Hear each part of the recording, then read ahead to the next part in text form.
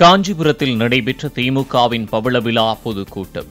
திருமாவளவன், வைகோ, செல்வப்பெருந்தகை, ஈஸ்வரன் உள்ளிட்ட கூட்டணி கட்சி தலைவர்கள் பங்கேற்பு. துணை முதலமைச்சர் பதவியல்ல பொறுப்பு என்பதை உணர்ந்து செயல்படுவேன் என உதயநிதி ஸ்டாலின் உறுதி. முதலமைச்சரின் வழிகாட்டலுடன் சக அமைச்சர்களோடு இணைந்து பணியாற்ற இருப்பதாகவும் எக்ஸ் தளத்தில் பதிவு. உதயநிதி ஸ்டாலினுக்கு திட்டம் மற்றும் மேம்பாட்டுத்துறை கூடுதலாக ஒதுக்கீடு. தற்போது வகித்து வரும் இளைஞர் நலன் மற்றும் விளையாட்டுத் துறையுடன் கவனிப்பார் என அறிவிப்பு. தமிழக அமைச்சரவையில் இருந்து 3 பேர் விடுவிக்கப்பட்டுள்ளதாக ஆளுநர் மாளிகை செய்திக்குறிப்பில் தகவல். மனோ தங்கராஜ், செஞ்சி மஸ்தான், ராமச்சந்திரன் ஆகியோர் அமைச்சரவையில் இருந்து நீக்கப்படுவதாக அறிவிப்பு. செந்தில் பாலாஜியை மீண்டும் அமைச்சரவையில் சேர்க்க முதலமைச்சர் பரிந்துரை. டாக்டர் கோவி செழியன், ஆர் ராஜேந்திரன், சாமு நாசர் ஆகியோருக்கு அமைச்சர் பதவி. பொன்முடி, தங்கம் தென்னரசு, மெய்யநாதன், கயல்விழி செல்வராஜ், மதிவேந்தன், ராஜகண்ணப்பன் ஆகியோரின் இலாகா மாற்றம். உயர்கல்வித்துறை அமைச்சராக இருந்த பொன்முடி வனத்துறை அமைச்சராக நியமனம் என ஆளுநர் மாளிகை தகவல். தமிழக அரசு தலைமை கொறடாவாக ராமச்சந்திரன் நியமிக்கப்படுவதாக அறிவிப்பு. அமைச்சரவையில் இருந்து நீக்கப்பட்ட நிலையில் ராமச்சந்திரனுக்கு புதிய பொறுப்பு. துணை முதலமைச்சராக நியமிக்கப்பட்டுள்ள உதயநிதி ஸ்டாலின் முதலமைச்சரை சந்தித்து வாழ்த்து பெற்றார். உதயநிதி ஸ்டாலினுக்கு அமைச்சர்கள் உள்ளிட்டோர் வாழ்த்து தெரிவித்தனர். திமுக கூட்டணியில் விரிசல் ஏற்படுத்தும் வகையில் அவதூறு பரப்பி சிலர் விஷம வேலைகளை செய்வதாக முதலமைச்சர் மு க ஸ்டாலின் விமர்சனம்.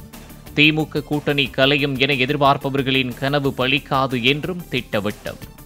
இவங்களுக்குள்ள மோதல் வராதா, பகையை வளர்க்க முடியாதான்னு வேதனையில் பொய்களை பரப்பி அற்புதமான காரியங்களை செஞ்சு தற்காலிகமாக சந்தோஷம் அடைஞ்சிட்டு இருக்காங்க. அவங்க கனவு எப்போதும் பலிக்காது. ஒரே மொழி ஒரே நாடு என்கிறீர்களே, 150 ஆண்டுகளுக்கு முன்பு இந்தியா எங்கே இருந்தது என வைகோ கேள்வி. 150 வருடங்களுக்கு முன்னாலே எங்கே இருந்தது இந்தியா? இந்தியா என்ற ஒரு நாடு எங்கே இருந்தது?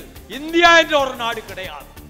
நீண்ட நேரம் பேசியதால் வைகோவை உரையை முடித்துக் கொள்ளச் சொன்ன அமைச்சர் ஏவா வேலு. திமுக 100வது ஆண்டு விழாவை கொண்டாடும் போது உதயநிதி முதலமைச்சராக இருப்பார் என்று கருணா பேச்சு. மத ரீதியிலான சக்திகளால் திமுகவில் சிறு சிறு சலசலப்புகளை உண்டாக்க இயலுமே தவிர ஆணிவேரான தொண்டர்கள் இருக்கும் வரை அசைக்க முடியாது என்றும் பேச்சு. பச்சாம்பாளையம் சாலையில் வாகன தணிக்கையில் ஈடுபட்ட காவல்துறையினரை கண்டதும் யூட்டன் எடுத்து திரும்பிய கொள்ளையர்களின் கண்டெய்னர் லாரி. காவலர்கள் மீது மோதுவது போல் சென்று சாலையில் வளைந்த லாரியை போலீசார் துரத்திச் சென்ற காட்சி.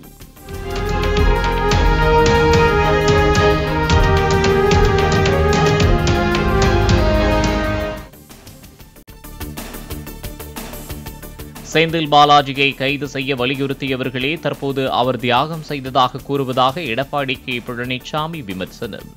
தியாகம் என்ற சொல்லுக்கே மரியாதை இல்லாமல் போய்விட்டதாகவும் பேட்டி. தியாகம் என்ற சொல்லுக்கே மரியாதை இல்லாத போச்சு. ஊழலால் கைது செய்யப்பட்டு, ஊழல் செய்தவர்கள் கைது செய்யப்பட்டு சிறையில் இருந்து வெளிவந்ததற்கு அதை அந்த தியாகம் என்ற சொல்லை பயன்படுத்துவது வெட்கக்கேடான் என்பதுதான் இந்த நேரத்தில் தெரிவிக்க விரும்புகின்றேன். சாத்தூர் அருகே உள்ள பட்டாசு ஆலையில் பயங்கர வெடி விபத்து. தொடர்ந்து 2 மணி நேரத்திற்கும் மேலாக பட்டாசுகள் வெடித்ததால் பரபரப்பு.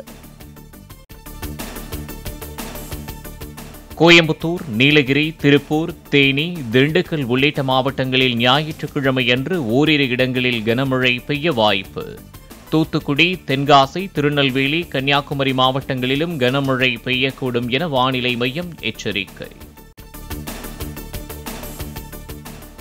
செப்டம்பர் 30ஆம் தேதி கோயம்புத்தூர், நீலகிரி, திருப்பூர், தேனி, திண்டுக்கல் உள்ளிட்ட 9 மாவட்டங்களில் ஓரிரு இடங்களில் கனமழை பெய்ய வாய்ப்பு. வானிலை மையம் தகவல். கொடைக்கானலில் மசாஜ் சென்டருக்குள் புகுந்து பெண் ஊழியர்களை அடைத்து வைத்து டார்ச்சர் செய்ததாக சென்னையைச் சேர்ந்த 4 பேர் கைது. கண்ணாடி கதவை உடைத்துக் கொண்டு தப்பிச் சென்ற பெண்களை விரட்டி விரட்டி வீடியோ எடுத்த போலி பத்திரிகையாளரும் சிக்கினார். கோயம்புத்தூர் துடியலூர் அருகே மத்திய ரிசர்வ் போலீஸ் பயிற்சி கல்லூரியில் உதவி ஆய்வாளர் பயிற்சியை முடித்தவர்களுக்கு பதக்கம் வழங்கும் விழா. யோகா மற்றும் மல்லர் கம்பத்தில் ஏறுதல் உள்ளிட்ட பல்வேறு சாகசங்களை செய்து காண்பித்த சிஆர்பிஎஃப் வீரர்கள். தேர்தல் பத்திரம் மூலம் பணம் பறித்ததாக தொடரப்பட்ட வழக்கில் மத்திய நிதியமைச்சர் நிர்மலா சீதாராமன் உள்ளிட்டோர் மீது பெங்களூருவில் எஃப்ஐஆர் பதிவு.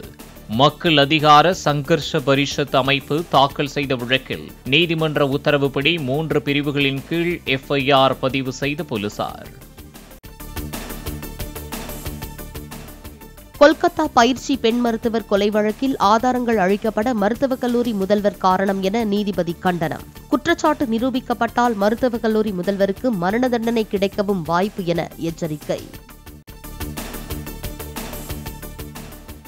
ஒடிசாவின் புரி ஜெகநாதர் கோவிலில் இந்தியாவிற்கான அமெரிக்க தூதர் எரிக் கார்ஷெட்டி வழிபாடு.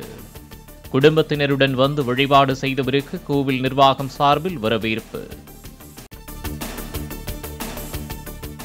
ஐபிஎல் தொடரில் விளையாடும் வீரர்களுக்கு முதன்முறையாக போட்டி ஊதியத்தை அறிமுகப்படுத்துவதாக அறிவித்தது பிசிசிஐ. ஒரு போட்டிக்கு 7.5 லட்சம் ரூபாய் ஊதியம். அனைத்து லீக் ஆட்டங்களிலும் விளையாடினால் ஒப்பந்த தொகையுடன் கூடுதலாக 1,05,00,000.